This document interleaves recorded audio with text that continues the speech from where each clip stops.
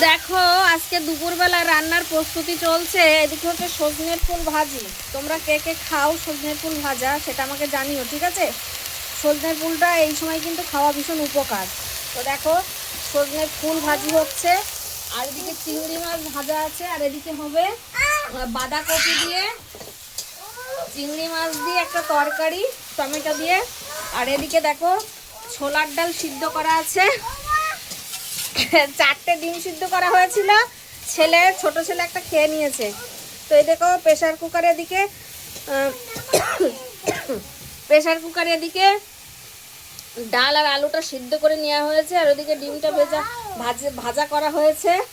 তো আজকের কিন্তু দুপুরে আমাদের এই রান্না বান্না হচ্ছে সজনের ফুল ভাজি, বাঁধাকপি আলু দিয়ে চিংড়ি মাছের তরকারি, আর এদিকে হচ্ছে ডিম দিয়ে ছোলার ডালের তরকারি।